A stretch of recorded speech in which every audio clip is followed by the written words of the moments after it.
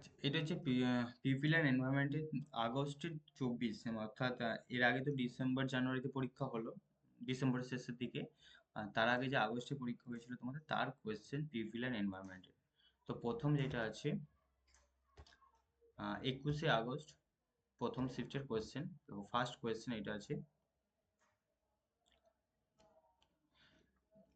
the Convention of Biological Diversity (CBD) was first opened for signature during Conference of Human Environment, Earth Summit, Montreal Protocol and COP1। কোনটাতে প্রথম sign করার জন্য এটাকে open করা হয়েছিল সেটা জিজ্ঞেস করেছে। কি অ্যান্সার হবে?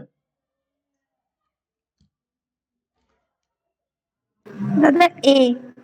Conference of human environment. এটার অন্য নাম কিছু বলতে পারবে? ওই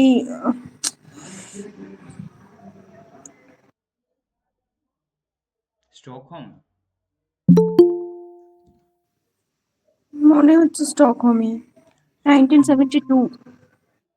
স্টকহোমে তো প্রথম বলা হয়েছিল মানে এই বায়োলজিক্যাল ডাইভার্সিটি রিলেটেড। 2-3 দিন আগেই পড়ানো হয়েছে। আর্ট সামিটে। হ্যাঁ, আর্থ সামিটে, যেটা রিও ডি জেনেরিওতে হয়েছিল 1992-তে। সেখানে বায়োলজিক্যাল ডাইভার্সিটির কথাটা বলা হয়েছিল এবং এটা আলাদা একটা সেক্টর বলতে পারো বা একটা পার্ট ছিল, 3টে পার্ট এখানে আলাদা করে বেরিয়ে এসেছিল আর্থ সামিট থেকে। এর 3টে শাখা বলতে পারো বেরিয়ে এসেছিল, তার মধ্যে একটা বায়োলজিক্যাল ডাইভার্সিটি। এটা হচ্ছে আর্থ সামিট, অ্যান্সার হবে আর্থ সামিট। নাকি কনফারেন্স অফ হিউম্যান এনভায়রনমেন্ট, এটা হচ্ছে স্টকহোম কনফারেন্স, যেটা 72-তে হয়েছিল, 1972-এ। মন্ট্রিল প্রটোকল, এটা কি, এটা তোমার সিএফসি রিলেটেড, ওজন ডিপ্লেশন, আর COP1 কনফারেন্স অফ পার্টিস, যেটা প্রথম হয়েছিল। আচ্ছা, এখানে দেওয়া আছে তোমাদের পুরো ডিটেলস। আর অ্যান্সার হবে আর্থ সামিট। এটা ছিল না, আমি সেখান থেকে তোমাদের যে পড়িয়েছিলাম সেখান থেকে পুরো হুবহু তুলে নিয়েছি, landmark agreement on earth summit. তো এখানে 3টে করা হয়েছিল, একটা হচ্ছে বায়োলজিক্যাল ডাইভার্সিটি, পুরোটা দেয়নি, সিবিডি শুধু দিয়েছে, কারণ এটা বাকিটা হচ্ছে ইউনাইটেড নেশন হয়ে যাবে। তো বাকি বায়োলজিক্যাল ডাইভার্সিটি, কমব্যাট ডেজার্টিফিকেশন, আর একটা হচ্ছে ক্লাইমেট চেঞ্জ। তো এই 3টে এগ্রিমেন্ট বেরিয়ে এসেছিল আর্থ সামিট থেকে, মনে পড়েছে? হ্যাঁ দাদা, ওটা গোটাটা দেয়নি, বুঝতে পারিনি। গোটাটা দেবে না তোমাকে, পুরো দেখো, শুধু কনভেনশন অন বায়োলজিক্যাল ডাইভার্সিটি। তো এখানেও এটা আছে কনভেনশন অন বায়োলজিক্যাল ডাইভার্সিটি, বাকি ইউএনটা দেয় না। ঠিক আছে? তোমার কমব্যাট ডেজার্টিফিকেশন সম্পর্কেও দিলেও শুধুমাত্র দেবে কনভেনশন টু কমব্যাট ডেজার্টিফিকেশন, বা শুধু ডেজার্টিফিকেশন বললেও তোমাকে তার মানে বুঝে নিতে হবে আর্থ সামিটে যে 3টে আমাদের এগ্রিমেন্ট করা হয়েছিল, তার মধ্যে এই 3টের মধ্যে একটা ডেজার্টিফিকেশন আর একটা ছিল ক্লাইমেট চেঞ্জ। এই হচ্ছে 3টে। আমার মাথায় ভালো করে মনে রাখবে, আমি সেদিনও বলেছিলাম যে এই 3টে ইম্পর্টেন্ট আছে, মানে এগুলো পরীক্ষাতে এসেছে, আগেও এসেছে, তো এখানেও এসেছে। আচ্ছা, নেক্সট কোয়েশ্চেন। একটু একটু আলাদা ধরনের কোয়েশ্চেন করায়নি বলতেই পারো, কারণ এরকম ভাবে কোয়েশ্চেন প্রতিটা জিনিস করানো যায় না।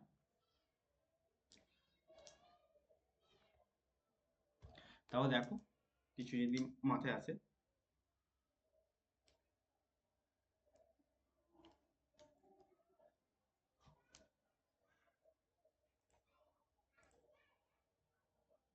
দাদা মানে এ আর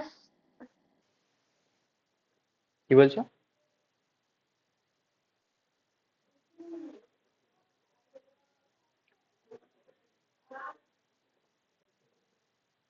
সিডি হবে। সি আর ডি বলছো? Global climate model, general climate model. বাকিরাও অ্যান্সার দেওয়ার চেষ্টা করবে, হ্যাঁ? এগুলো তোমাদের 24-এ এক্সাম লেখাই আছে উপরে। আমি তোমাদের সেদিন ডিআই দিয়েছিলাম এবং আইসিটিরও কোশ্চেন দিয়েছিলাম, সেইগুলো ছিল আগস্ট 24-এর যে নেট এক্সাম ছিল তার কোশ্চেন ছিল। আচ্ছা, না, সিডি হবে না। দেখো, understand the global climate change, যে এখন যে গ্লোবাল ক্লাইমেট চেঞ্জ হচ্ছে সেইটা সম্পর্কে আন্ডারস্ট্যান্ড করার জন্য একটা মডেল আছে, জিসিএম মডেল, আর ওয়াইডলি ইউজড। জিসিএম এর পুরো পুরো নাম জিজ্ঞাসা করেছে, এখানে দুটো হবে। জিসিএম এর পুরো নাম হয় না, ফুল ফর্ম দুটো তিনটে হয়ে থাকে, তো এখানে দুটো হবে। একটা হচ্ছে global climate model, global climate model, আর একটা হচ্ছে জেনারেল সার্কুলেশন মডেল। এই দুটো হচ্ছে অ্যান্সার হবে। ঠিক আছে? গ্লোবাল ক্লাইমেট মডেল আর একটা হচ্ছে জেনারেল সার্কুলেশন মডেল। এখানে দিয়েছি দুটোই, মানে জাস্ট লেখাটাই আছে। জিসিএম এর পুরো নাম জেনারেল সার্কুলেশন মডেল, আর হচ্ছে গ্লোবাল ক্লাইমেট মডেল। জাস্ট পুরো নাম হিসেবে মনে রাখবে, তাহলেই হয়ে যাবে যদি নেক্সট বার কোনোদিন আসে। তো যদি হয়ে না ভুল হয়ে যায়, ঠিক আছে। এমনি তো প্রথম আশা করছিলাম এইটা তো ধরতে পেরেছিলে যে জিসিএমএ হলে global climate model, climate related যেহেতু, তো হ্যাঁ। এই মডেলটা হবে। বাকি একটা কনক্লুশন মানে কনফিউশন থাকবে। ওকে, তো দুটো হচ্ছে অ্যান্সার, ভি আর সি। এইটা তো অ্যান্সার দেওয়ার কথা, মানে ভুল হওয়ার না হয় একটু ভেবে দেবে, হ্যাঁ। Dissolved oxygen, deo, a water quality parameter, এখানের মধ্যে কোনো অসুবিধা নেই। Is essential in which of the following water bodies or sources. তো মানে ডিও যে আমরা একটা কোয়ালিটি, ওয়াটার কোয়ালিটি কেমন আছে সেটা মেজারমেন্ট করার জন্য ডিও ক্যালকুলেট করে থাকি। তো এইটা আমরা কোন কোন ওয়াটার বডিজ গুলো থেকে ক্যালকুলেট করব? River water, lake water, tap water, underground water, pond water.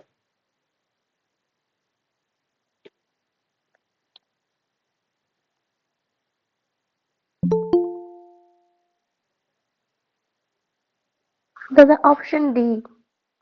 Option D বলছো, এ সি ডি ই। আচ্ছা, বাকিরা বাকিরাও বলো কিছু, তোমাদের কিছু মনে হয় না? না ডিজেল অক্সিজেন পুরোপুরি ভুলে গেছো?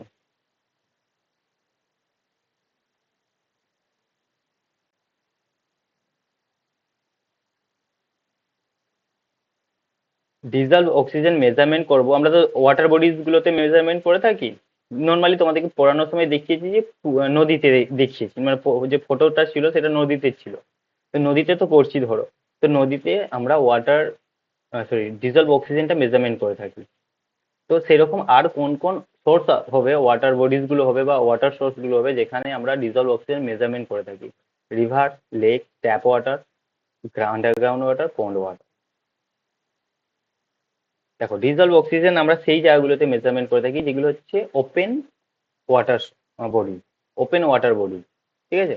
তাহলে এখানে ওপেন মানে হচ্ছে মানে বাইরে থেকে তুমি ধরো জলটাকে দেখতে পাচ্ছ, যে ট্যাপ ওয়াটার, ট্যাপ ওয়াটার কোথা থেকে আসে?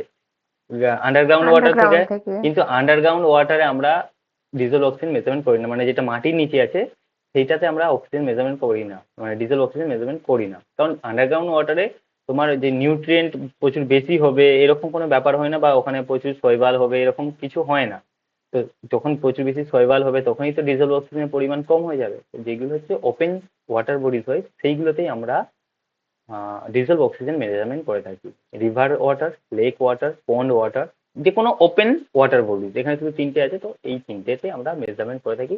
ট্যাপ ওয়াটার মানে যেটা আমরা ট্যাঙ্কিতে ভরে রাখছি সেটাই ট্যাপ ওয়াটার, তো সেইটা করি না। আর আন্ডারগ্রাউন্ড ওয়াটার তো নিজে থেকেই আসছে, তো ট্যাপ ওয়াটারটা আন্ডারগ্রাউন্ড ওয়াটার থেকেই আসে।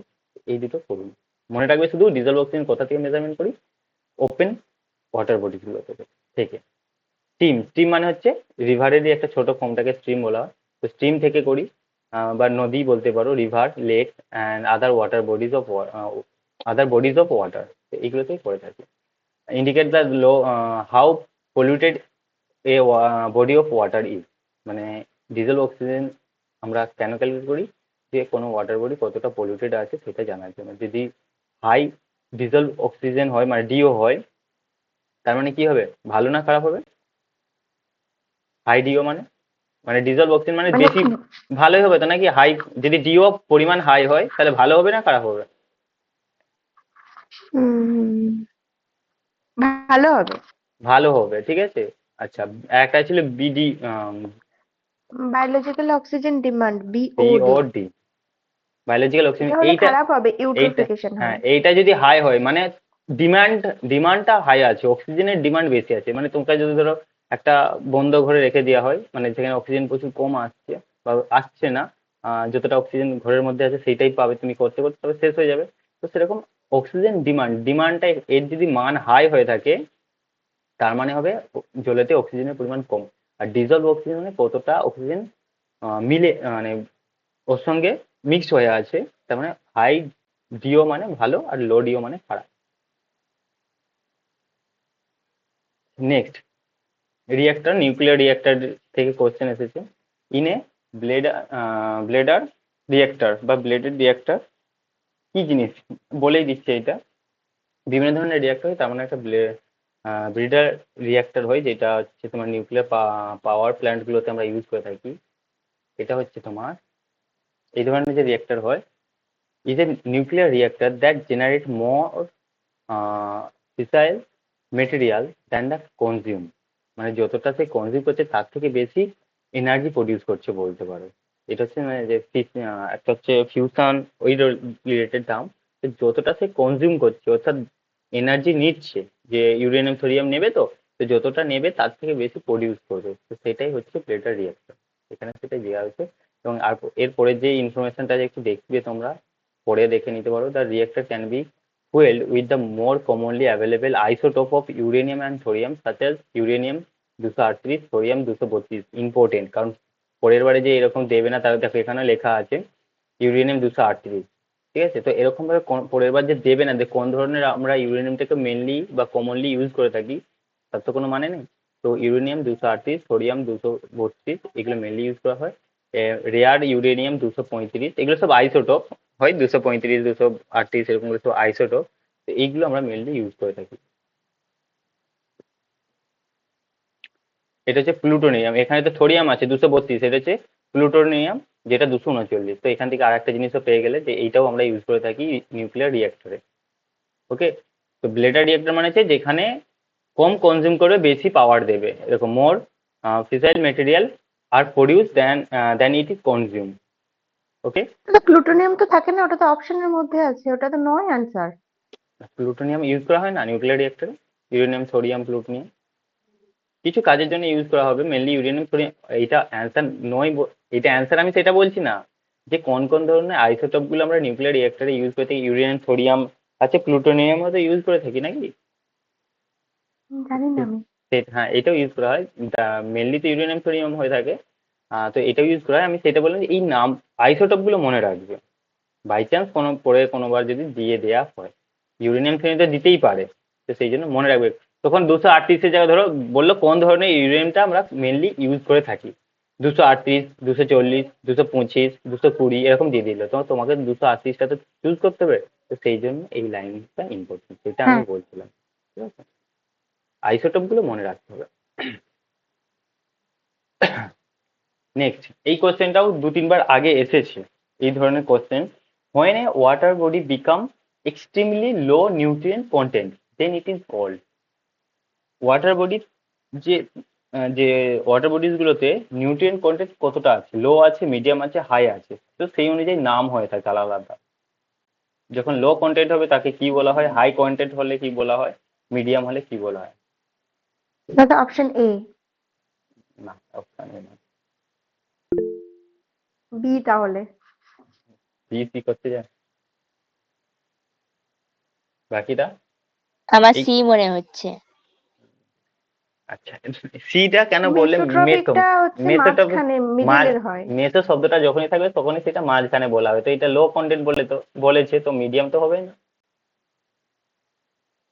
এটা হচ্ছে বি, অলিগোট্রপিক। ঠিক আছে, অ্যান্সার হচ্ছে অলিগোট্রপিক, আগেও এসেছে, তো এইটা ইম্পর্টেন্ট। এখানে দেখো পুরো ডিটেলস দেওয়া আছে। Nutrient level in water bodies, water বডিজে 3 ধরনের নিউট্রিয়েন্ট লেভেল হবে। একটা হচ্ছে লো নিউট্রিয়েন্ট লেভেল, অর্থাৎ তাতে নিউট্রিয়েন্ট কন্টেন্ট কম থাকবে। যখন কম থাকবে তখন সেটাকে অলিগোট্রপিক বলা হয়, মডারেট হলে মেসোট্রপিক, আর হাই হলে ইউটোট্রপিক। আমরা যে ইউটিফিকেশন পড়ি, ইউটোফিকেশন পড়ি, সেখানে কি হয়, হাই নিউট্রিয়েন্ট লেভেল হয় না, তো সেই জন্য ইউট্রোফিক। ঠিক আছে, সেইখান থেকে ইউটোফিক এসেছে, আর ইউটোফিকেশন বোঝা গেল। তো দেখো ইউটোফিক যেটা আছে, high nutrient level, low level of dissolved oxygen. আর যখন অলিগোটপিক ছিল, low nutrient level, high level of dissolved oxygen. উল্টো হচ্ছে, তো এইটা থেকেও কোশ্চেন দিতে, মানে ঘুরিয়ে যদি কোশ্চেন করা হয় তাহলে করতে পারা যেতে পারে যে যখন লো নিউট্রিয়েন্ট কন্টেন্ট হবে তো সেখানে অক্সিজেন লেভেল কেমন থাকবে, high level of dissolved oxygen হবে না লো হবে, সেটা জিজ্ঞাসা করতে পারে। বোঝা গেল তো, ইম্পর্টেন্ট। হ্যাঁ, নিউট্রিয়েন্ট লেভেলের ওপর ডিপেন্ড করে আমরা ওয়াটার বডিজগুলোকে 3টে ভাগে ভাগ করতে পারি, অলিগোট্রপিক, মেসোট্রপিক, আর হচ্ছে ইউটোপিক। অলিগোট্রপিকে হচ্ছে লো নিউট্রিয়েন্ট হয়, মেসোতে মডারেট বা মিডিয়াম, ইউটোপিকে হাই। আর ইউটিফিকেশন তো বলার কিছু নেই, ইউটিফিকেশন হচ্ছে যখন হাই কন্টেন্ট হয়ে যাবে নিউট্রিয়েন্ট, তো সেখানে গিয়ে অনেক অ্যালগি বা শৈবাল এগুলো হচ্ছে জমা মানে বাড়তে থাকবে, যার ফলে সেখানে ডিজলভ অক্সিজেনের মাত্রাটা কম হয়ে যাবে, জলেতে ডিজলভ অক্সিজেনের মাত্রা কম হবে। কেন? কারণ ওই অ্যালগি এই সমস্তগুলো কি করবে, ওদেরকে পচানোর জন্য বেশি পরিমাণ যে ডিকম্পোজার গুলো থাকবে বা ব্যাকটেরিয়া গুলো থাকবে, তারা আরো বেশি পরিমাণে অক্সিজেন গ্রহণ করবে। তো সেই জন্য অক্সিজেন লেভেলের পরিমাণ কম হয় বা অক্সিজেন লেভেল কম হয়ে যায়। ওকে, ইম্পর্টেন্ট, ইউটিফিকেশনও ইম্পর্টেন্ট, আর এই তিনটে ইম্পর্টেন্ট, মনে থাকবে তো? নেক্সট, সেকেন্ড সিটিং এর হ্যাঁ কোশ্চেন। দাদা, আর ডিস্ট্রপিকটা কি তাহলে? ডিস্টার্বিকটা অতটা মনে নেই, দেখতে হবে তাহলে। ডায়াস্ট্রপিক, একটা অর্গানিক ম্যাটার, হ্যাঁ, একটা ডায়াস্ট্রো অর্গানিক ম্যাটারের কিছু একটা ছিল। না ওটা অর্গানিক তুমি ম্যাটার কি, থাকতো লেখের মধ্যে, এরকম কিছু। আচ্ছা দেখে বলে দেবো, ওখানে পড়ে দাও। ঠিক আছে। আচ্ছা, নেক্সট হচ্ছে দেখো এটা, হুইচ অফ দ্য ফলোইং, এটা সেকেন্ড সিটিং এর কোশ্চেন, 6 নম্বর আছে। তো which of the following green house gases was consider during the second compliance period of Kyoto protocol Doha. দেখো, কিয়োটো প্রোটোকলে আমি আগে যখন পড়িয়েছিলাম তখন সেখানে বলা হয়েছিল যে 6টা গ্রিন হাউস গ্যাসের কথা বলা হয়েছিল। এখানে বলছে যে যখন দোহা অ্যামেন্ডমেন্ট হয়েছিল, এটা অ্যাকচুয়ালি দোহা অ্যামেন্ডমেন্ট কিয়োটো প্রোটোকল রিলেটেডই ছিল, তো সেখানে আরো একটা গ্রিন হাউস গ্যাসকে অ্যাড করা হয়েছিল, সেটা কোনটা? সি এরটা হবে। Nitrogen trifluoride. ওকে, হ্যাঁ এটা ঠিক বলেছো, এটাকে অ্যাড এতক্ষণ করা, একটা ঠিক বললাম। এটাকে অ্যাড করা হয়েছিল। আগে বললাম যে কিয়োটো প্রোটোকল যখন পড়িয়েছিলাম সেখানেও বলেছিলাম যে 6টা গ্রিন হাউস গ্যাসের কথা বলা হয়েছিল কিয়োটো প্রোটোকলে, যে এইগুলো হচ্ছে গ্রিন হাউস গ্যাস, এইগুলোকে আমরা মেজারমেন্ট করবো যে কত এর কনসেন্ট্রেশন কতটা আছে। কিন্তু দোহা অ্যামেন্ডমেন্ট যখন হয়েছিল সেখানে কিয়োটো প্রোটোকলে যে গ্রিন হাউস গ্যাসগুলো ছিল তার সঙ্গে আরো একটা অ্যাড করা হয়েছিল, nitrogen trifluoride. Okay, NF3. Nitrogen trifluoride was added on the list of the greenhouse gas the countries need to monitor and reduce during the second commitment period of the Kyoto Protocol at Doha. দোহা একটা জায়গা, তো দোহা commitment amendment হয়েছিল। এরপর এখানে দেখো যে এটা তো পিডিএফ আমার আগে থেকেই ছিল, এটা মনে পড়ছে তোমাদের নিশ্চয়ই। তো কিয়োটো প্রোটোকলে যে 6টা গ্রিন হাউস গ্যাসের কথা বলা হয়েছিল, carbon dioxide, methane, nitrous oxide, perfluorocarbon PFC, hydrofluorocarbon HFC, আর সালফার হেক্সাফ্লুরাইড। তো মনে রাখবে, অবশ্যই এই 6টা মনে রাখবে। Carbon dioxide, methane, nitrous oxide, এই তিনটে তো মনে থাকবে, কিন্তু বাকি PFC, পারফ্লুরোকার্বন, এই শুধু এই নামগুলো মনে রাখলেও, মানে শর্ট ফর্ম গুলো মনে রাখলেও হবে, সংকেতগুলো, কারণ যখনই কোশ্চেন আসে না এর সংকেতগুলো দিয়ে দেওয়া হয়। তো সেই জন্য তোমার সংকেতগুলো মনে রাখতেও পারো, কিন্তু মনে রাখতে হবে যে পারফ্লুরোকার্বন, হাইড্রোফ্লুরোকার্বন আর হচ্ছে সালফার হেক্সাফ্লুরাইড, এইগুলো হচ্ছে গ্রিন হাউস গ্যাস। কারণ নাহলে পরীক্ষাতে এইগুলো দিয়েও কোশ্চেন আসতে পারে। ঠিক আছে, তো এটা আর এইটা এখানে একটা অ্যাড হয়ে গেল 6টার সঙ্গে, আর একটা 7টা, নাইট্রোজেন ট্রাইফ্লুরাইড, মনে রাখবে। নেক্সট,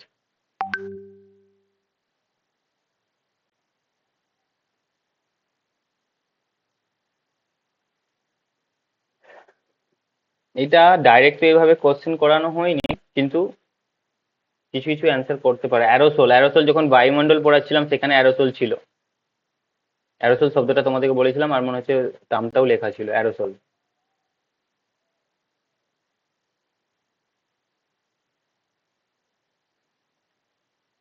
ন্যানো পার্টিকেল, স্মোক, আর হচ্ছে ফাইন পার্টিকেল।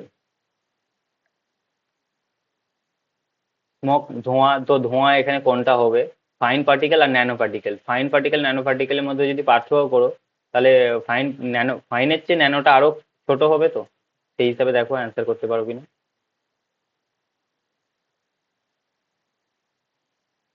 ফাইন পার্টিকেল আর ন্যানো পার্টিকেল, ন্যানো দাদা, মানে আরো অপশন ছোট বি। হয়ে যাবে। তো বি একটা বলছে, বাকিরা বি। বি বলছো? ডি? আচ্ছা, বি। আচ্ছা বি বলছো।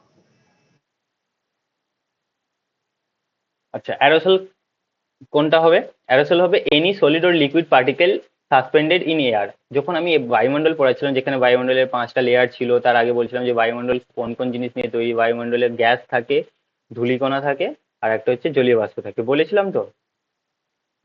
তো সেইখানে যে ধূলিকণাগুলো ছিল, তো সেটাই তো অ্যারোসল বলেছিলাম। সলিড এবং লিকুইড পার্টিকেল, যেখানে ডাস্ট হবে, লবণের কণা হবে, ফুলের রেণু থাকবে, তো সব এই সমস্তগুলো যে বায়ুমণ্ডলে বা হাওয়াতে ভেসে বেড়ায়, এগুলোকে আমরা অ্যারোসল বলে থাকি। ওকে, তো সলিড সাসপেন্ডেড পার্টিকেল যেটাকে বলা হয়, SMP বলা হয়, সাসপেন্ডেড পার্টিকেল। তো এরোসল হচ্ছে any solid or liquid particle in suspended air, তো এক একটা চার। এরপর হচ্ছে ন্যানো পার্টিকেল, যেটা হচ্ছে particle with size less than 0.2 micrometre. Smoke কি? Particle formed by incomplete combustion with mixture of carbon volatile, মানে ইনকমপ্লিট বার্নিং হলে যে ধোঁয়াটা বেরোয় সেটা হচ্ছে স্মোক। তো সেটা এখানে বলা হচ্ছে। আর ফাইনে হচ্ছে 0.25 মাইক্রোমিটার। যে পিএম পার্টিকুলেট ম্যাটার যেটা পড়া বিভিন্ন জায়গাতে ছিল না, যে এয়ার কোয়ালিটি মেজারমেন্ট করার জন্য PM 2.5, PM 10, তো সেখান থেকে এটা বলতে পারো। তো ফাইন পার্টিকেল, ন্যানো পার্টিকেল, এটা হচ্ছে কোনটা হলো ন্যানো পার্টিকেল 3। ওকে, হ্যাঁ। আর সি এক, বি একটা right answer.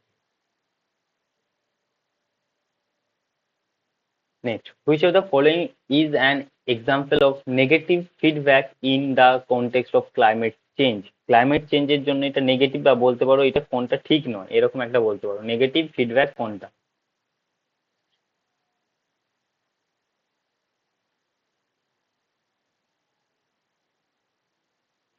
Which of the following is an example of negative feedback in the context of climate change? Ocean remove carbon dioxide from air. সমুদ্র বায়ুমণ্ডল থেকে কার্বন ডাইঅক্সাইড রিমুভ করে দেবে। Warming increase water vapour in air. Global warming হলে তার জন্য বায়ুমণ্ডলে water vapour, যে জলীয় বাষ্প, সেটার পরিমাণ বেড়ে যাবে। Snow cover loss and ice shelf melt reduce sun reflection আর global temperature increase due to global warming. কোনটা আমার নেগেটিভ? ডিটা মনে হচ্ছে। নেগেটিভ। আচ্ছা, এখানে দাদা আমার ফার্স্ট এরটা মনে হচ্ছে। নেগেটিভ ফিডব্যাক মানে তুমি যেহেতু ধরো এখানে হচ্ছে একটু ঘুরিয়ে কোশ্চেনটা আছে বা একটু আলাদাভাবে স্টেটমেন্টটা বানানো হয়েছে। ক্লাইমেট চেঞ্জের জন্য যেগুলো হয় সেইটা নয়, মানে not effect of climate change বলা হচ্ছে। অ্যাকচুয়ালি যেটা নেগেটিভ ফিডব্যাক মানে হচ্ছে not effect of climate change. এবার বলো। আমার এটাই মনে হচ্ছে। এখানে তাহলে এফেক্ট মানে কোনগুলো? একটা ক্লাইমেট চেঞ্জের এফেক্ট কোনগুলো? Global temperature increase due to global warming, এটা তো ক্লাইমেট চেঞ্জের এফেক্ট নাকি না? এটা তো এফেক্ট হ্যাঁ। হচ্ছে। হুম স্নো কভার লস, অর্থাৎ বরফ গলে যাবে, এবং আইস shelf melt reduce sun reflection, অর্থাৎ তাপমাত্রা বাড়ার জন্য বরফ গলে যাবে। এটা হচ্ছে গ্লোবাল ক্লাইমেট চেঞ্জের এফেক্ট।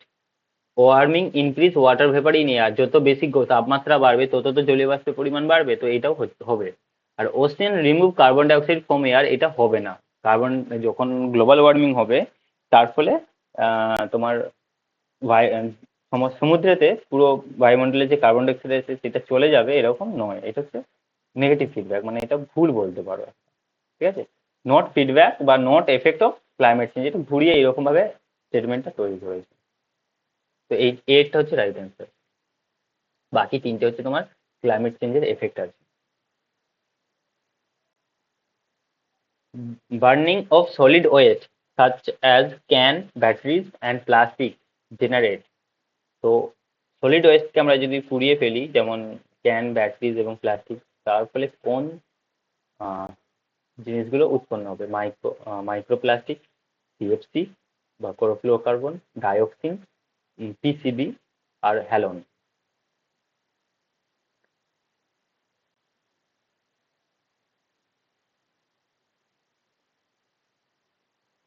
এখান থেকে আশা করি সিএফসিটাকে তো মনে হচ্ছে আহ, বুঝতে পারছো যে সিএফসি কোথা থেকে উৎপন্ন হয়।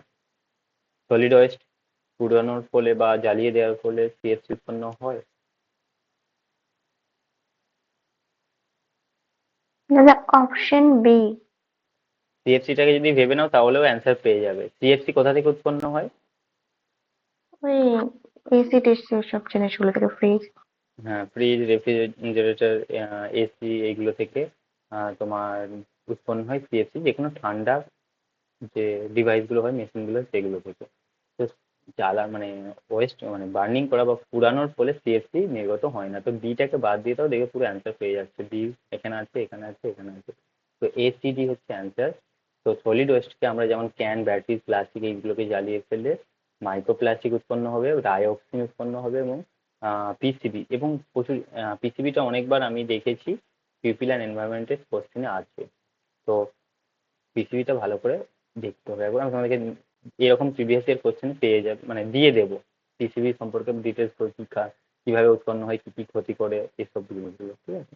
তো এইটা হচ্ছে বি একটা রাইট অ্যান্সার, এসিডি।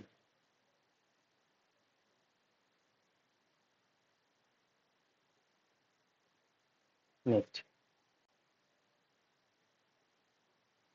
কিছু নেচার অফ সাবস্ট্যান্সেস দিয়েছে আর এফেক্ট, এর এফেক্টে কি হয় এটা ডিটেলস নেই, বা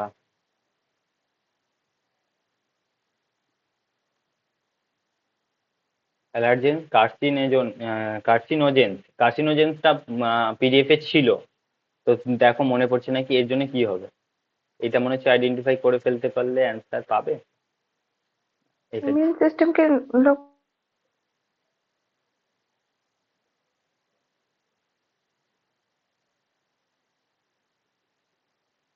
কার্সিনোজেনের জন্য কি হয়, এটাই অ্যাটলিস্ট বলো, কোন কি হবে কার্সিনোজেনের জন্য? একটা হবে। কার্সিনোজেনের জন্য ক্যান্সার হয়, এটা দেখবে পিডিএফ এ দেওয়া ছিল, পিডিএফ এ যখন দেখ, কোন ধরনের এয়ার পলিউটেন্ট না ওয়াটার পলিউটেন্ট মনে নেই, তবে মনে হচ্ছে এয়ার পলিউটেন্টই পেয়ে যাবে, যে বিভিন্ন ধরনের সাবস্ট্যান্সেস গুলো ছিল সেখানে আছে, কার্সিনোজেন কি করে হয়, তো কার্সিনোজেনের জন্য ক্যান্সার হয়ে থাকে। তো বিয়েটা এক, বিয়েটা এক তিনটেতেই আছে। ওকে, অ্যালার্জেন্স আর মুটাজেন আর হচ্ছে টেরা টেরাটোজেন্স, এইগুলোর জন্য কি হবে? টেরাটোজেনের জন্য মনে যতদূর মনে পড়ছে তোমার substances that can hamper embryonic growth. ডিএরটা কি আছে, কি হবে? দুই, ডিএরটা দুই, এইটা ডিএরটা রাইট অ্যান্সার হবে না। একদম দেখুন। হুম, তো এটা আমি দেখো টাইম পাইনি বলে দেওয়া হয়নি, এগুলো এগুলো আগে পড়ানো হয়নি বা পিডিএফেও নেই, তো এইগুলো তোমাদেরকে দিয়ে দেবো, কিন্তু এটা ছিল কার্সিনোজেন, তো এইটার জন্য ক্যান্সার হয়ে থাকে। টেরাটোজেন্সের জন্য তোমার গ্রোথ রিলেটেড প্রবলেম হয়ে থাকে। মুটাজেন্স, সি, সি কি হবে? Substances that can damage or alter genetic material. আর হচ্ছে অ্যালার্জেন্স, যেটা হচ্ছে তোমার সাবস্ট্যান্সেস দ্যাট ক্যান, সরি এটা নয়, তিনেরটা, substances that active the immune system, activate the immune system. Next, এটা তো ইকোসিস্টেম থেকে কোশ্চেন এসেছে।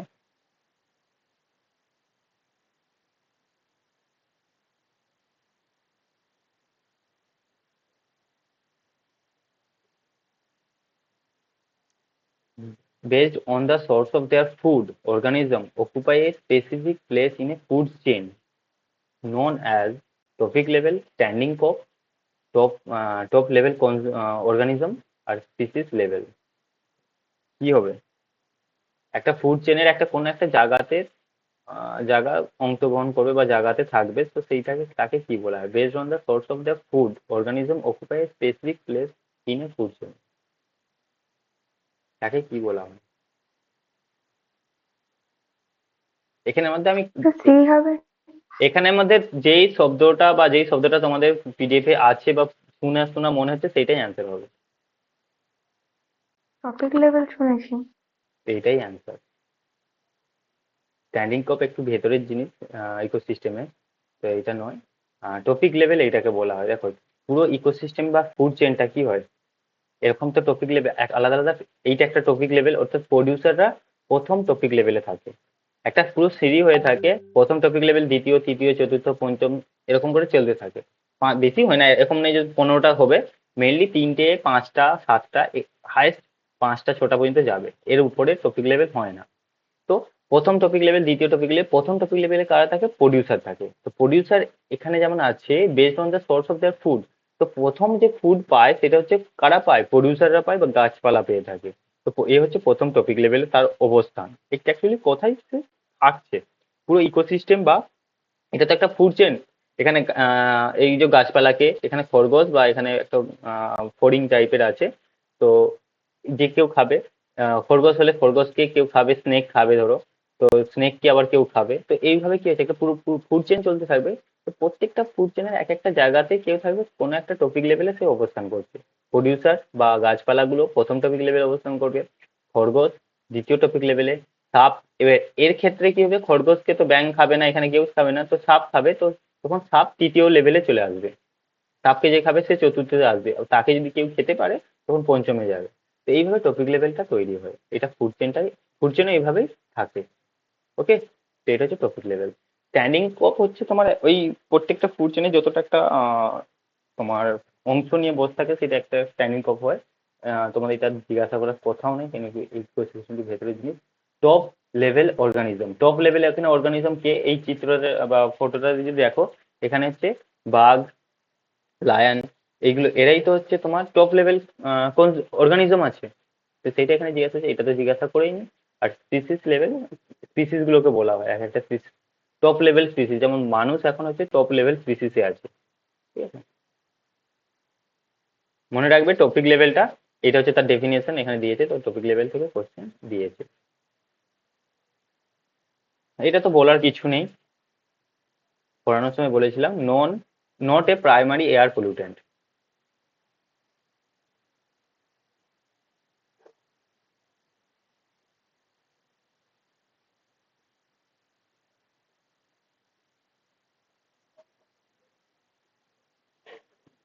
পড়ানোর সময় বারবার বলেছিলাম প্রাইমারি পলিউটেন্ট, সেকেন্ডারি পলিউটেন্ট গুলোকে একটু ভালো করে মনে রাখবেন। কি অ্যান্সার হবে? সি মনে হচ্ছে। কি বলছে বাকিরা? মৌমিতা, মধুরা, মৌমা। পিউপিল অ্যান্ড এনভায়রনমেন্টে এরকম নয় যে তুমি ধরো এই এয়ার পলিউটেন্ট থেকে প্রতিবার কোশ্চেন পাবে, এরকম নয়।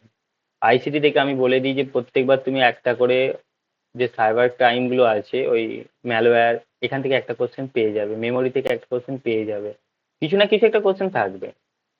কিন্তু পিউপিল অ্যান্ড এনভায়রনমেন্ট এরকম টপিক নয় যে এখান থেকে প্রত্যেকটা ইউনিট থেকে একটা করে কোশ্চেন পাবে।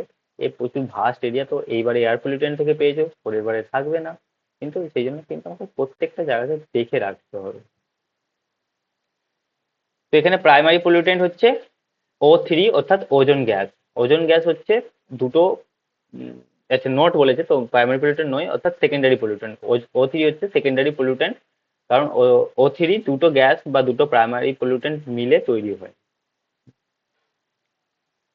এখানে তোমাদের সেই ফটোটা আবার দিয়ে দিয়েছি, primary pollutant carbon monoxide, CO ছিল না এখানে, দেখো সিও ছিল, কার্বন মনোক্সাইড, তারপরে nitric oxide NO, sulphur dioxide, nitrogen dioxide, ammonia, PM particulate matter, VOC. তো এইগুলো হচ্ছে প্রাইমারি পলিউটেন্ট। এখানে সেকেন্ডারিতে দেখো sulphur trioxide, nitric acid, sulphuric acid, ozone.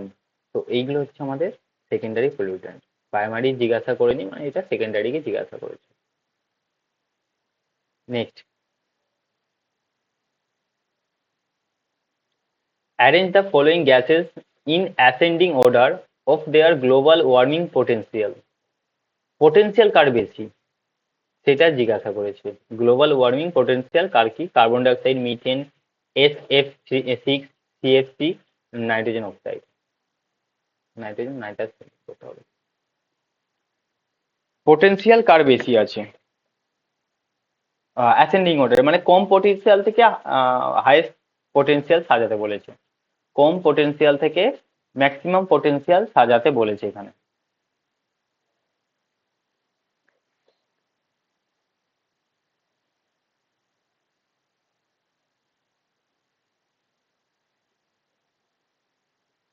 Global warming ঘটানোর জন্য সবচেয়ে ক্ষমতা কার বেশি, কে বেশি করে সেটা নয়, ক্ষমতা কার বেশি, পোটেনশিয়াল কার বেশি আছে। হয় অনেক সময় হতে পারে কেউ প্রচুর বেশি পড়াশোনা, মানে বেশি মনে রাখতে পারে, কিন্তু দেখবে সে বেশি পড়াশোনা করে না। তো তার মানে তার পোটেনশিয়াল অনেক বেশি, সে একটুখানি পড়লে 1 ঘন্টা পড়লে তার অনেক পড়া হয়ে যায়, আর একজন 10 ঘন্টা পরে পড়া অপশন হয় না, সেরকম একটা ব্যাপার এখানে। বলো। Option C. B C, option C বলছে, BCAED। হুম। আচ্ছা,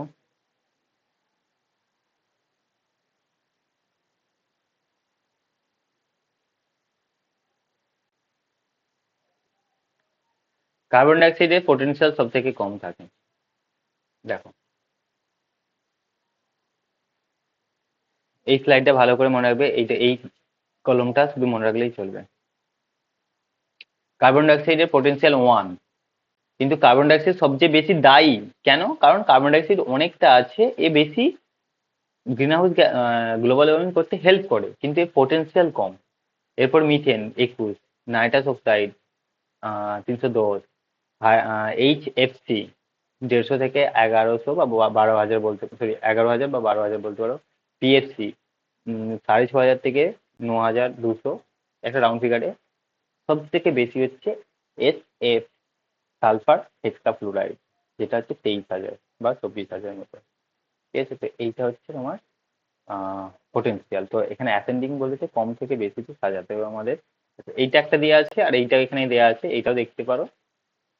আচ্ছা, এবার বলবে ওখানে তো CFC ছিল, CFC নেই। CFC অ্যাকচুয়ালি এইগুলোর মধ্যেই পড়ে যায়। CFC এগুলো অনেকগুলো ভাগ বলতে পারো, HFC, CFC এর মধ্যেই থাকবে। হ্যাঁ, এর মানে এর রেঞ্জটা 12,000 13,000-এর মধ্যেই পেয়ে যাবে। এটা একটা সময় মিউজিক আছে, HFC।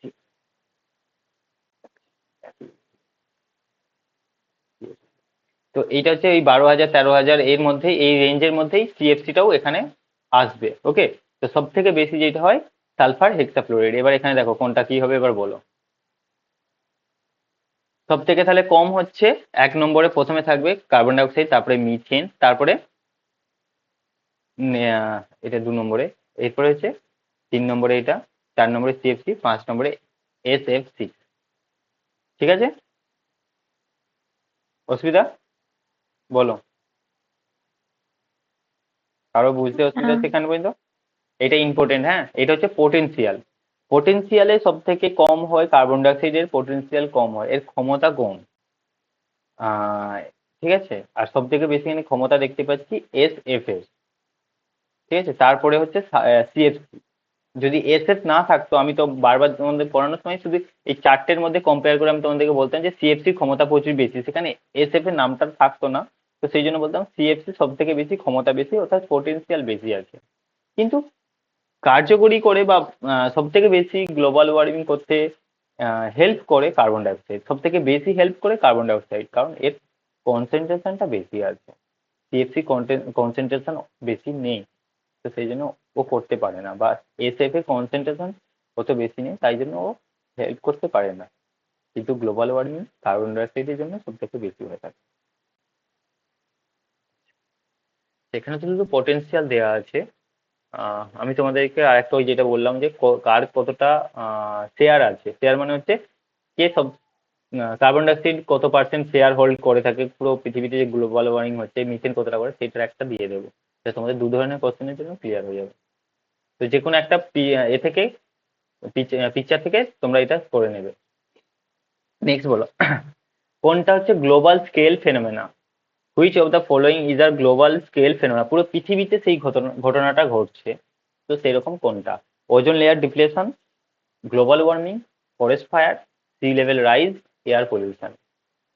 এয়ার পলিউশন কোনগুলো হচ্ছে গ্লোবাল স্কেল ফেনোমেনা, পুরো পৃথিবীতে একসঙ্গে ঘটছে?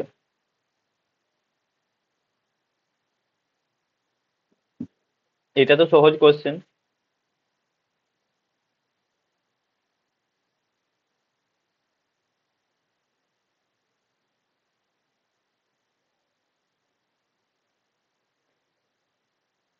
বা বলতে পারো BCE, global scale option phenomena C. এরকম যেটা, যার এফেক্ট পুরো পৃথিবীতে দেখা যাবে, যার এফেক্টটা পুরো পৃথিবীতে দেখা যাবে। আচ্ছা, অপশন সি। Forest fire. আর কেউ? এমন কিছু ঘটনা যার এফেক্ট পুরো পৃথিবীতে দেখা যাবে, এমন নয় যে কোনো একটা মহাদেশ, কোনো একটা শহর তার এফেক্টটাকে তার জন্য মানে প্রভাবিত হবে, কিন্তু এখানে হচ্ছে পুরো পৃথিবীতে দেখা যাবে এরকম এফেক্ট কোনগুলো? বলতে পারবে না বাকিরা কিছু? ABD। ABD বলছে, ABD হতে পারে। ওজোন লেয়ার ডিপ্লেশন, অর্থাৎ ওজোন যে লেয়ারটা আছে সেটা ক্ষয় হচ্ছে, বা ওজোন হল তৈরি হচ্ছে। এটা এর ফলে কি কারা সাফার করবে? পুরো পৃথিবীতেই সাফার হবে। তো তো এইটা হবে গ্লোবাল ওয়ার্মিং। লেখাই আছে গ্লোবাল, লেখাই আছে, তাও এটা তো গ্লোবাল ফেনোমেনা হবেই অবশ্যই। তো এই দুটো হয়ে গেল। ফরেস্ট ফায়ার, এটা কি গ্লোবাল ফেনোমেনা? গ্লোবাল ফেনোমেনা নয়। ফরেস্ট ফায়ার এক একটা জঙ্গলে হয়ে থাকে, এক একটা দেশে হয়ে থাকে, এক একটা মহাদেশে হয়ে থাকে, তো এটা নয়। এটা তো একটা লোকাল লোকাল টাইপের বলতে পারো। সি লেভেল রাইজ তো তোমার পুরো পৃথিবী কার জন্য হয়? গ্লোবাল ওয়ার্মিং এর জন্য সি লেভেল রাইজ হয়। আর তাহলে গ্লোবাল ওয়ার্মিং পুরো পৃথিবীতেই হলে সি লেভেল রাইজ তো পুরো পৃথিবীতেই হবে। আর পৃথিবীর প্রত্যেকটা সমুদ্র কি একে অপরের সঙ্গে জুড়ে আছে, তো এক জায়গাতে সি লেভেল রাইজ হলে এরকম ধরনের পাশের সমুদ্র তাদের সি লেভেল রাইজ হবে না। পুকুর তো নয় যে একটাতে জল বেশি থাকলে অন্যটাতে জল কম থাকবে। পুকুরেও কি হয় অনেকদিন পরে দুটো সেম হয়ে যায়, তো সেরকম সি লেভেল রাইজটাও হচ্ছে গ্লোবাল ফেনোমেনা। ঠিক আছে, কারণ এটা গ্লোবাল ওয়ার্মিং এর জন্যই হয়ে থাকে। আর এয়ার পলিউশনটা নয়, এয়ার পলিউশনটা হচ্ছে তোমার এটাও একটা লোকাল ফেনোমেনা। যেমন ধরো দিল্লিতে, ভারতের দিল্লিতে শীতকালে সব থেকে বেশি এয়ার পলিউশন হয়, কিন্তু পুরো ভারতে হয়ে থাকে। তার এফেক্টটা পুরো ভারতে দেখা যায়? দেখা যায় না, শুধু দিল্লির মানুষটাই তার এফেক্টটা দেখতে পায়। আমরা কিছু, আমাদের কোনো অসুবিধাই নেই। যারা গ্রামে থাকে তারা আরো কোনো অসুবিধা পড়ে না, তাদের তাদের কোনো অসুবিধা নেই। যারা পাহাড়ি অঞ্চলে থাকে, অনেক গাছপালা যেখানে আছে, তাদের কোনো অসুবিধা নেই। মিজোরাম, নাগাল্যান্ড, মণিপুর, দিল্লিতে এয়ার পলিউশনে মানুষ নাজেহাল হয়ে যাচ্ছে, ওখানে কোনো অসুবিধাই নেই। তো এয়ার পলিউশনের একটা লোকাল ফেনোমেনা, এটা তোমার গ্লোবাল নয়। ঠিক আছে, তো এই তিনটেই হচ্ছে তোমার গ্লোবাল স্কেল ফেনোমেনা। তো যেটা বলেছে ঠিক বলেছো। আচ্ছা, তোমরা বিসিডি বলেছিলে না?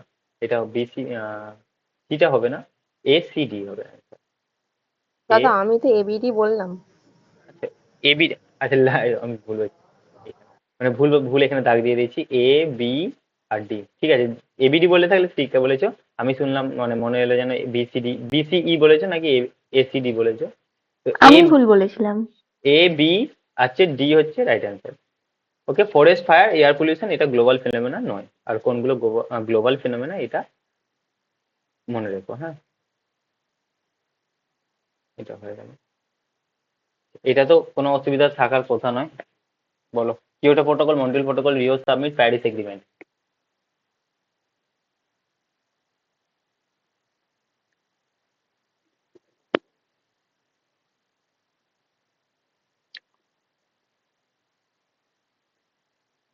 এতক্ষণ টাইম লাগছে? দাদা অপশন এ। বাকিদের?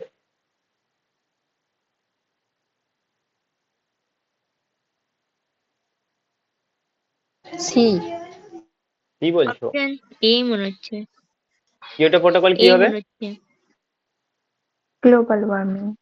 Global, Kyoto protocol carbon dioxide, Kyoto protocol carbon ডাইঅক্সাইডের সঙ্গে যুক্ত, মানে কিয়োটো থেকে কার্বন ডাইঅক্সাইড। অ্যাকচুয়ালি সি আছে, লেকিন উচ্চারণ তো দুটো একই হয়ে থাকে, কে আর সি। তো কিয়োটো থেকে কার্বন ডাইঅক্সাইড, তো সেখানে হচ্ছে গ্লোবাল ওয়ার্মিং, কার্বন ডাইঅক্সাইডের জন্য গ্লোবাল ওয়ার্মিং হয়ে থাকে। Montreal protocol, ozone depletion. Montreal ওজন প্রোটোকলের ডিপ্লেশন। সঙ্গে সঙ্গে সিএফসি জুড়ে আছে, তো এটা ozone depletion. Rio submit, biodiversity conservation. একটু আগে প্রথম কোশ্চেনটাই তো এটা ছিল। তো রিও সাবমিট থেকে বা আর্থ সাবমিট যেটা হয়েছিল সেটা হচ্ছে বায়োডাইভার্সিটি কনজারভেশন ছিল। আর হচ্ছে Paris agreement, solar alliance. Solar alliance কিচ্ছু না, সোলার যে এনার্জিটা আছে তার আরো বেশি করে সোলার প্যানেল করতে হবে বা সোলার এনার্জি প্রডিউস করা, যেটা নিয়ে একটা আলাদা আলাদা করে হয়েছিল, সেটা হচ্ছে সোলার অ্যালায়েন্স, যেটা প্যারিস এগ্রিমেন্ট থেকে বেরিয়ে এসেছিল। ওকে, তো এইটা হচ্ছে অ্যান্সার। এক একটা তিন, এক এক, সরি, এক একটা এক, দুই একটা তিন, এক একটা এক, দুই একটা তিন, তিন একটা দুই, আর দুই একটা চার। এটা হচ্ছে রাইট অ্যান্সার। ওকে, প্রথমেরটা থেকে হয়ে গিয়েছিল কিয়োটো প্রোটোকল থাকে। 23 August first sitting in question, একটু আলাদা কোশ্চেন, কিন্তু একটু ভেবে দেখতে পারো, হয়ে যেতে পারে। The amount of biomass produce by the plant through photosynthesis minus respiration loss in a given time period is known. মানে যতটা ফটোসিনথেসিসের ফলে সে গেইন করছে এবং রেসপিরেশনের জন্য, শ্বসনের জন্য সেটা কিছুটা আহ, নষ্ট হয়ে যাচ্ছে, তো তার জন্য মাইনাস করলে সেটা কি পাবো? Growth primary productivity, net primary productivity, growth ecological productivity, net secondary productivity. The amount of biomass produced by the plant through photosynthesis minus respiration losses in a given period.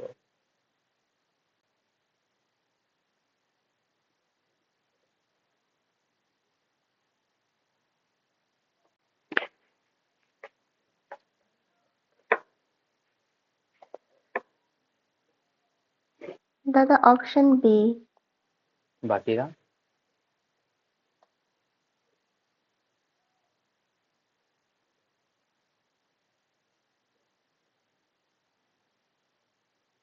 যখন ফটোসিনথেসিস থেকে respiration minus করা হয় হচ্ছে biomass মানে কি, বায়োমাসের বাংলা যদি বলে জীবের শুষ্ক ওজন। বায়োমাস একটা হচ্ছে ওজন, তোমার ওজন কত, এবং সেটা শুষ্ক ওজন হবে, অর্থাৎ যেখানে জল থাকবে না। জল থাকলে কি হয়, সেটা শুষ্ক ওজন হয় না। তো কোনো জিনিসকে শুকনো করে নেওয়ার পর যে ওজনটা হয়। তো এবার যদি আমরা এখানে ইকোসিস্টেমে দেখি বা উদ্ভিদের ক্ষেত্রে দেখি যে biomass produce by the plant through photosynthesis minus respiration. Photosynthesis ফলে যেটা পেলো, যে এনার্জিটা পেলো বা যে বায়োমাসটা পেলো, সেখান থেকে আমরা রেসপিরেশনের জন্য যেটা নষ্ট হয়ে যাবে সেটাকে বাদ দিয়ে দিলে কি পাবো, নিট প্রাইমারি প্রোডাক্টিভিটি পাওয়া যায়। ওকে, আর গ্রোস প্রাইমারি প্রোডাক্টিভিটি কখন পাওয়া যায়, শুধুমাত্র ফটোসিনথেসিসের জন্য যে বায়োমাসটা পাবে সেটা হবে তোমার গ্রোস প্রাইমারি প্রোডাক্টিভিটি। সেখানে রেসপিরেশন থেকে রেসপিরেশনের জন্য যেটা নষ্ট হচ্ছে সেটাকে বাদ দেবো না। যদি বাদ না দিই সেটা গ্রোথ হয়ে যায়। আর যদি আমরা রেসপিরেশনের জন্য যেটা নষ্ট হচ্ছে সেটাকে বাদ দিয়ে দিই, তখন সেটা হচ্ছে নিট প্রাইমারি প্রোডাক্টিভিটি। তো এখানে যেটা অ্যান্সার সেটা হচ্ছে নিট প্রাইমারি প্রোডাক্টিভিটি। ওকে,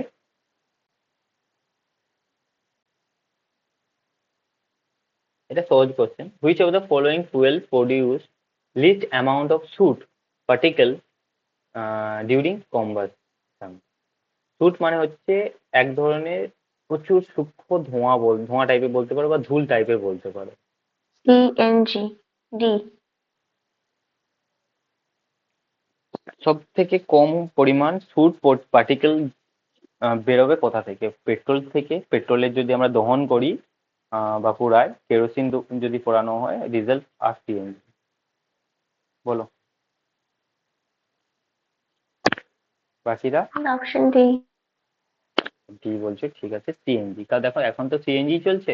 আর কেন সিএনজি এসেছে, পেট্রোলে আমরা চালাচ্ছিলাম, ডিজেলে চালাচ্ছিলাম, তারপরে এখন সিএনজি কেন নিয়ে আসছে, কারণ সিএনজি এয়ার পলিউশনটা কম করছে সেই জন্য। আর ফুড মানে হচ্ছে একটা এক ধরনের ধোঁয়া ধোঁয়া টাইপের বলতে পারো। কারণ দেখবে ধোঁয়াটাও যখন এক জায়গাতে অনেক দিন ধরে বসতে থাকে বা জমা হতে থাকবে, একটা প্রচুর সূক্ষ্ম পাউডার টাইপের হয়ে যায়, সেই রকমই হচ্ছে সুট। ঝোল বলে। ঝুল বলা হয়। ঝুল বলতে তুমি হ্যাঁ, কোনটা বলছো, যেটা ঝোলটাই। মাকড়সা যেটা হয় সেটা বলছো? না না, ওটা না, ধোঁয়া তৈরি হওয়ার ফলেও এক ধরনের রান্নাঘরে হয় হয় যেটা। আচ্ছা।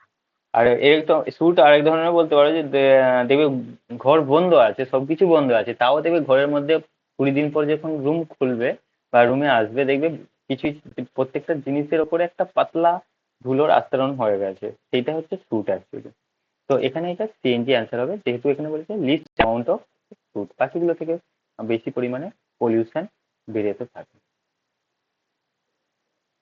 আচ্ছা, সিএনজি কম্প্রেস ন্যাচারাল গ্যাস, ফুল ফর্মটা মাথায় রেখো। কারণ কেউ যদি তোমাকে ধরো বাই চান্স জিজ্ঞেস করে যে সিএনজি বলি আমরা, সিএনজি জিনিসটা কি? ন্যাচারাল গ্যাসকে কম্প্রেস করে দেওয়া হয়। এইটা ফরেস্ট কভারের question. Arrange the following state in ascending order according to their area under forest cover. Ascending অর্ডারে সাজাতে বলেছে, ছোট থেকে মানে কম থেকে বেশি ফরেস্ট কভার কোথায় কেমন আছে।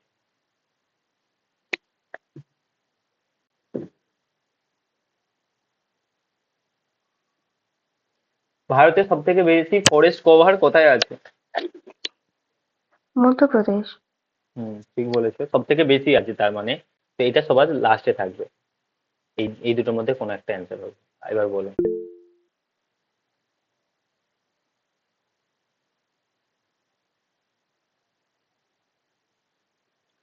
ভারতে এরিয়া বা এরিয়া অনুযায়ী সব থেকে বেশি জঙ্গল আছে মধ্যপ্রদেশে। Option A.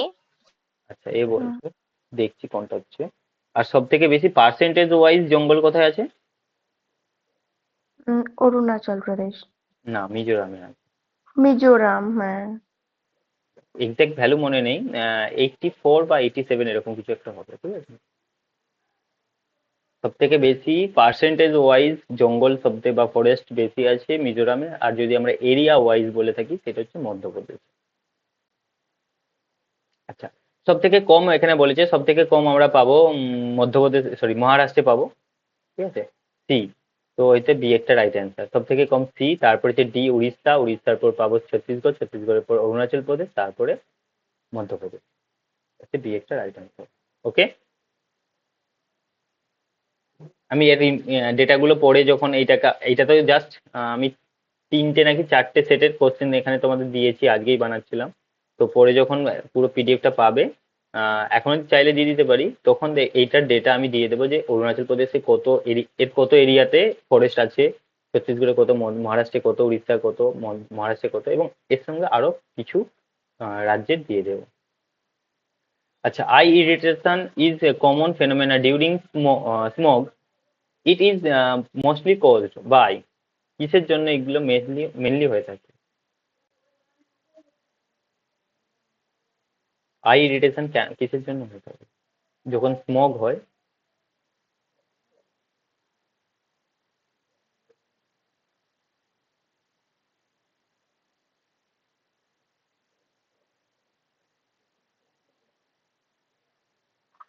দাদা অপশন বি। এ, বি, ডি?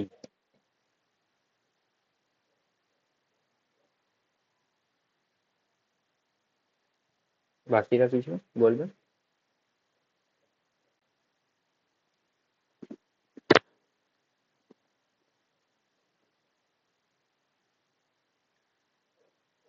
ওজন গ্যাসকে বাদ দিয়ে দাও, বাকিটা অ্যান্সার হয়ে যাবে। এ, বি, ডি হচ্ছে রাইট অ্যান্সার। ঠিক আছে, ওজন গ্যাসকে বাদ দাও, বাকিগুলোর জন্য হচ্ছে আমাদের আই ইরিটেশন হয়ে থাকে, অর্থাৎ জ্বালা জ্বালা করবে, চোখ জ্বালা জ্বালা করবে।